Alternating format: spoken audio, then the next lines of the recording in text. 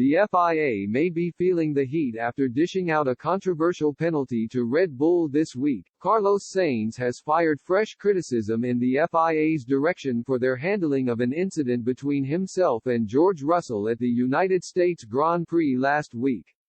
F1's governing body are already under the cosh after handing Red Bull what many believe to be a lenient penalty for breaching last season's cost cap. Sainz has endured more than his fair share of tough luck this season, and that continued in Austin on Sunday.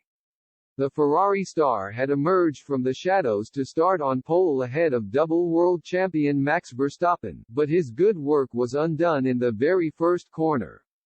Having fallen behind the Dutchman after a disappointing start, Sainz darted to the inside where he was hit by Russell, spinning out and instantly dropping to last place.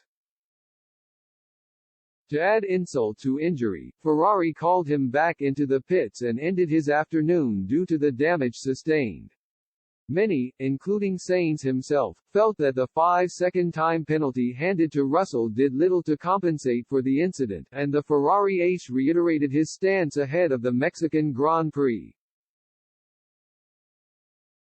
It was, for sure, one of the toughest moments of the season and was very disappointing, because after doing a perfect weekend up until then, for your race to be ruined by something out of your control is really tough, he said.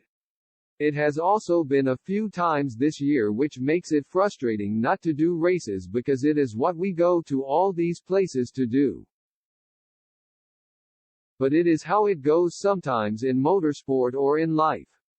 You go through rough patches and other easier one. And it feels like this year, everything that could happen to me is happening. I hope that I get them all out of the way this year to have a smooth season next year. I think that the FIA also was maybe a bit easy on him for the consequences that happened. Sainz and Russell could come face-to-face again in Mexico this weekend, with Mercedes expected to be fighting it out among the front runners. That hasn't always been the case this year, but the 24-year-old posted the fastest lap time in FP2, and Lewis Hamilton was similarly positive as the season enters its final stages. Verstappen is away and clear in the drivers' standings with his second world title already sewn up, while Red Bull sealed the Constructors' Championship in Austin last weekend with another strong showing.